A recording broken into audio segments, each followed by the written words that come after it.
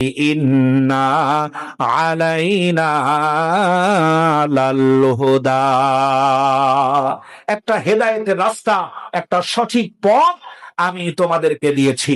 যেই পথে তোমরা পরিচালিত হলে দুনিয়া থাকবে শান্ত, শৃঙ্খলা, ঠান্ডা এবং একটা জান্নাতি পরিবেশ। আখিরাত তোমাদের জন্য হবে মুক্তির কারণ। সুবহানাল্লাহ পড়া। দুনিয়াটাকে ঠান্ডা, দুনিয়াটাকে শান্তি শৃঙ্খলায় যদি রাখতে হয়, তাহলে দাড়িপাল্লার ওজন ঠিক রাখতে হবে। ওজন কোথায়? সর্বপ্রথমে ওজন হবে বিচার বিভাগে। কোথায়? বিচার বিভাগে। দেখেন, বিচার যদি সুনিশ্চিত হতো তাহলে ধর্ষণ বাড়তো নাকি কমতো? কম। বিচার যদি সুনিশ্চিত হতো তাহলে হত্যা করা এই প্রবণতা বাড়তো নাকি কমতো? কমতো। চুরি করলে হাত কেটে দাও, ইসলামের বিধান। এটা কেন? কখনো কি ভেবে দেখেছেন? কখনো কি পড়ে দেখেছেন আল্লাহ পাক হাত কাটার মতো একটা কঠিন পদক্ষেপ আল্লাহ পাক কেন গ্রহণ করলেন? এটার তাফসীরের ভিতরে লেখা হয়েছে, এটার অর্থ হচ্ছে সমাজের অবস্থানরত সমস্ত মানুষের ভিতরে এক কঠিন ভয় আর আতঙ্কের সৃষ্টি করা, যাতে করে অপরাধ কমে যায়। যে অপরাধের শাস্তি যত বেশি, সেই অপরাধ দেশে তত কম। যে অপরাধের শাস্তি যত কঠিন, সেই অপরাধ দুনিয়াতে তত কম। এই নীতিটা আল্লাহ, এই নীতিকা আল্লাহ। আর আমরা স্বাধীনতার নামে চোর ধরা পড়ছে, একটা ধর্ষক ধরা পড়ছে, প্রকাশ্যে দিবালোকে ধর্ষণ করেছে, তার শত শত সিসিটিভি ফুটেজ আছে এবং মোবাইলের রেকর্ড আছে। এই সবগুলো দেখার পরেও ওই ধর্ষকের পক্ষে একজন আইনজীবী দাঁড়িয়ে যাচ্ছে তাকে নির্দোষ প্রমাণ করার জন্য। এটাকে স্বাধীনতা বলছে, যে না এটা স্বাধীনতা, উনি আসামি হইলেও তার পক্ষ অবলম্বন করার একটা স্বাধীনতা আছে। এই স্বাধীনতার নামে ধর্ষককে যখন আপনি বাঁচিয়ে দিচ্ছেন যুক্তি, তর্ক এবং বিভিন্ন পথ অবলম্বন করে, ওয়ালাল্লাহি মাসদুস সাবিল ওয়া মিনহা জাইর, বাঁকা পথকে অবলম্বন করে, বাঁকা পথকে অনুসরণ করে আপনি যখন ধর্ষককে বাঁচিয়ে দিবেন, তখন ধর্ষণ বাড়বে নাকি কমবে? এই গবেষণা আল্লাহ। ধর্ষণ যেন না বাড়ে এজন্য তাকে প্রকাশ্যে পাথর মারো, প্রকাশ্যে তাকে বেত্রাঘাত করো, যদি সে মরেও যায় তারপরেও তাকে বেত্রাঘাত করো। আর যদি তোমার সন্তান হয়, এই হুকুম প্রয়োগ করতে, বাস্তবায়ন করতে যেন তোমার অন্তরে এক চুল মায়ার সৃষ্টি না হয়। তাতে কি হবে? সমাজে ধর্ষণ কমে যাবে। সত্যি যদি ধর্ষককে এভাবে পিটানো হতো তাহলে ধর্ষণ কমতো, কমেই যেত, ধর্ষণ নির্মূল হয়ে যেত। কেউ কাউকে হত্যা করছে, সে হত্যা করেছে গোপনে, রাতের অন্ধকারে, সাদা চাইছিল, পাই নাই, এই জন্য কোন এক সময় তার বন্ধু এবং কেডার বাহিনীকে নিয়ে এসে সে পিটিয়ে হত্যা করলো। ইসলামের বিধান হচ্ছে কিসাস। তাকে প্রকাশ্য দিবালোকে পিটিয়ে পিটিয়ে হত্যা করো, সে যেভাবে হত্যা করেছে তাকেও একইভাবে হত্যা করো এবং পৃথিবীবাসীকে তা দেখার সুযোগ করে দাও, যাতে করে হত্যার কর্মকাণ্ড পৃথিবীতে কমে যায়। সত্যি যদি হত্যাকারীকে আবার হত্যা করা হতো তাহলে হত্যা কমতো নাকি বাড়তো? কমে যেত। এই মিজানটাকে ঠিক রাখা। পাল্লা মানে দোকানের দাড়ি পাল্লা, শুধু দোকানের দাড়ি পাল্লা না, প্রত্যেকটি জায়গায় দাড়ি পাল্লা, মিজান ঠিক রাখা, ইনসাফ ঠিক রাখা, ওজন ঠিক রাখা। আল্লাহ রাব্বুল আলামিন এই আইনগুলো কোরআনুল কারীমের ভিতরে করেছেন। আর গণতন্ত্র আর দেশের সংবিধান আমাদেরকে শেখায় না তারও অধিকার আছে বাঁচা, তারও অধিকার আছে বাঁচা।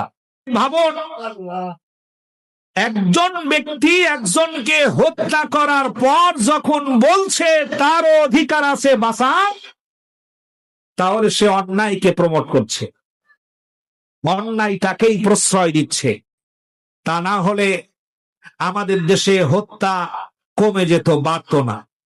সম্মানিত ভাইরা, ধর্ষকের পক্ষে যে উকিল দাঁড়াচ্ছে, আপনার কি মনে হয় সেই উকিলের বাপ নাই, ওই উকিলের মেয়ে নাই, ওই উকিলের স্ত্রী নাই, ওই উকিলের বোন আছে? তাদেরকে যদি ধর্ষণ করা হতো তাহলে পরে সে নিশ্চয়ই আসামির পক্ষে দাঁড়াতো না, আসামির বিপক্ষে দাঁড়াতো। এজন্য কখনো কখনো আক্ষেপের সাথে আমার কাছে মনে হয় এই ধরনের কাজগুলো যারা করে তাদের ঘরের ভিতরে ধর্ষণের ঘটনা ঘটা দরকার। যদি ঘটতো তাহলে তারা ঠিক হয়ে যেত। পুলিশ অফিসারের কন্যাকে যদি ধর্ষণ করা হতো তাহলে পুলিশ অফিসার কোন ধর্ষককে ধরে কোনোভাবে আর ছেড়ে দিত না। আল্লাহ পাকের এই আইনগুলো কত শাশ্বত, কত চমৎকার। আর আল্লাহর এই আইনগুলোকে আমরা পরিহার করি, আল্লাহর এই আইনগুলোকে আমরা দলীয় কায়দায় দেখি, আল্লাহর এই আইনগুলোকে আমরা সহ্যই করতে পারি না। এগুলোকে আমরা মৌলবাদ মনে করি, জঙ্গিবাদ মনে করি, এগুলো হুজুরদের বয়ান মনে করি। আল্লাহ রাব্বুল আলামিন বলছেন, আল্লাহ রাব্বুল আলামিন বলেন, রব্বুনাল্লাযী আ'তা কুল্লা শাই খালকাহু সুম্মা হাদা। রব হচ্ছেন তিনি যিনি তোমাদেরকে সৃষ্টি করেছেন, আর তোমরা কিভাবে চলবে তার সঠিক নিয়ম পদ্ধতি আল্লাহ রাব্বুল আলামিন তোমাদেরকে শিখিয়ে দিয়েছেন। সুবহানাল্লাহ। সমাজ কিভাবে চলবে আল্লাহ শিখাইছেন নাকি শিখান নাই? শিখিয়েছেন।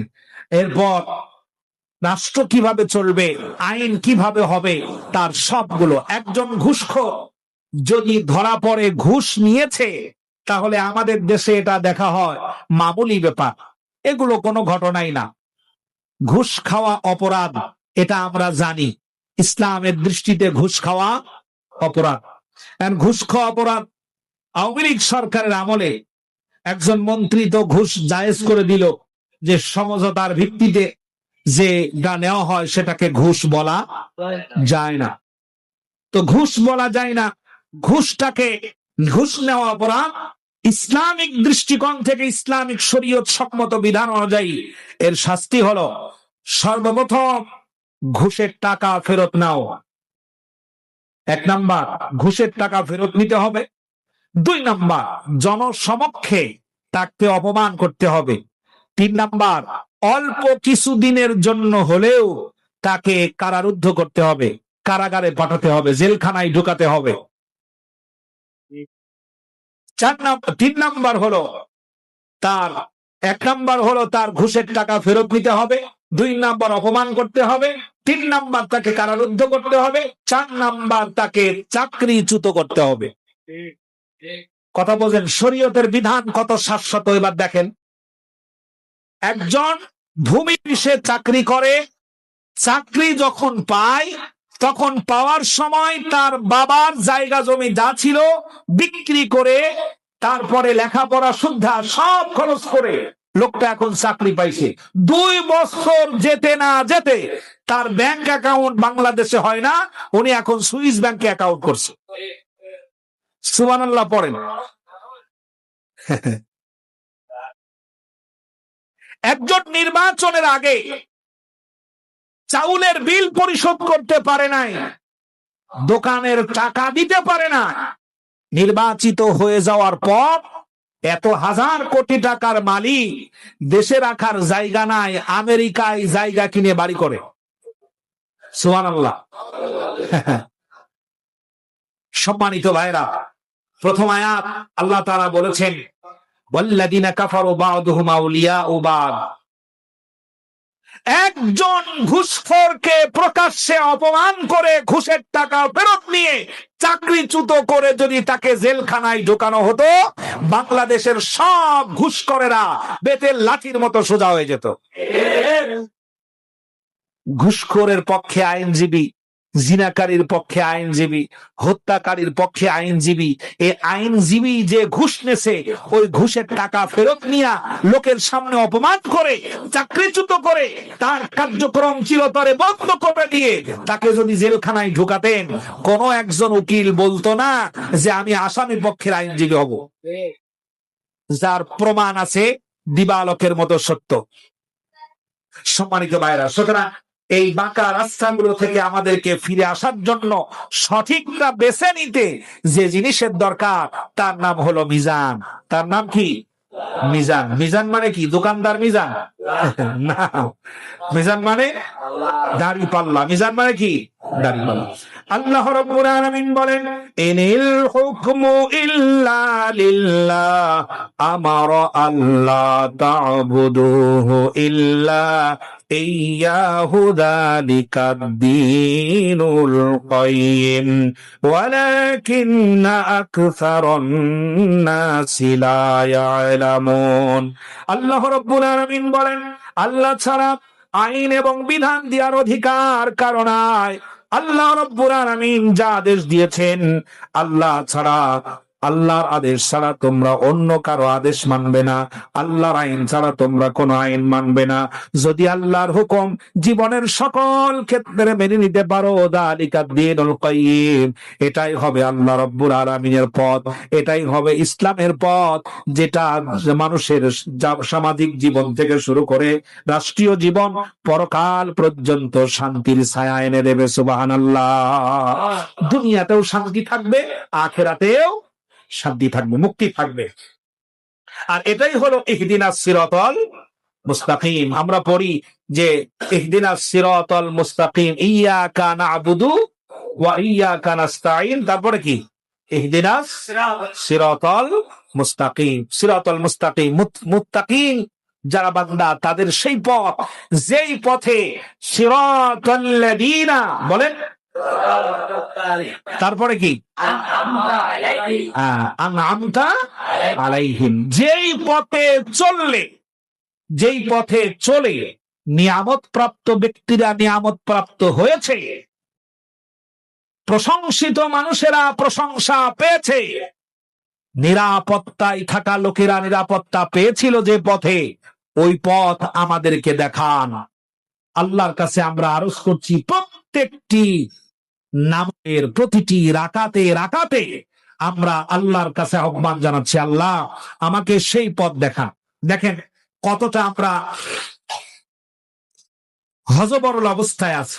প্রত্যেক নামাজে, যিনি নামাজ পড়েন বাড়িতে, ঘরে, বাসায়, দোকানে, ফাতিহা ছাড়া নামাজ পড়ে নাকি ফাতিহা সহ? প্রত্যেক রাকাতেই পুরো ফাতিহা লাগে নাকি দুই এক জায়গায় বাদ দিলেও চলে? প্রত্যেক রাকাতেই লাগে আলহামদুলিল্লাহি রাব্বিল আলামিন, এই সূরা লাগে। এই সূরার ভিতরে আল্লাহর কাছে প্রার্থনা করছে, বলছে আলহামদুলিল্লাহ, আল্লাহ তোমার সকল প্রশংসা। কেন? এই জন্য যে তুমি এই সারা জাহানটাকে পরিচালনা করো। সুবহানাল্লাহ। এজন্য তোমার সকল প্রশংসা। আসমান ঠিক রেখেছো, জমিন ঠিক রেখেছো, আমার হাঁটা চলা ঠিক আছে, এজন্য তোমার প্রশংসা। আর রহমান আর রহিম, তুমি পরম করুণাময়, অত্যন্ত দয়ালু। আমি কত গুনাহ করি, কত অপরাধ করি, কত তোমার হুকুম অমান্য করি, তারপরে সূর্যের আলো ঠিকই আমার বাড়ি পর্যন্ত আসে, রাতের অন্ধকার ঠিকই আমার বাড়ি পর্যন্ত আসে, বৃষ্টির পানি আমার ঘরের উপরেও পড়ে। এজন্য তুমি অত্যন্ত পরম দয়ালু। মালিক ইয়াউমিদ্দিন, হে আল্লাহ তুমি বিচার দিনের মালিক। যেদিন তোমার সামনে শেষ দিনে আমরা দাঁড়াবো, ওই দিন তুমি বিচার করবে, সেই দিনের মালিক তুমি। ইয়াকা না'বুদু ওয়া ইয়াকা নাস্তাঈন, আমরা তোমার কাছে তোমার ইবাদত করি এবং তোমার কাছে সাহায্য চাই। সুতরাং ইহদিনাস সিরাতাল মুস্তাকিম, আমাদেরকে সঠিক রাস্তাটা দেখাও, মুত্তাকিদের রাস্তা দেখাও। আবার ব্যাখ্যা করছি আল্লাহর ভাষায় যে আল্লাহ মুত্তাকিদের রাস্তাটা কোনটা? সিরাতাল্লাযীনা আনআমতা আলাইহিম, হে রব সেই রাস্তা। মুত্তাকির রাস্তা কি? ওই রাস্তা যে রাস্তায় প্রশংসিত যারা, যারা প্রশংসা পেয়েছে যে রাস্তায়, নিয়ামত প্রাপ্ত যারা নিয়ামত পেয়েছে যে রাস্তায়, ওই রাস্তা তুমি আমার জন্য দেখাও। এখন নামাজের ভিতরে প্রত্যেক রাকাতে তিনি বলছেন আল্লাহ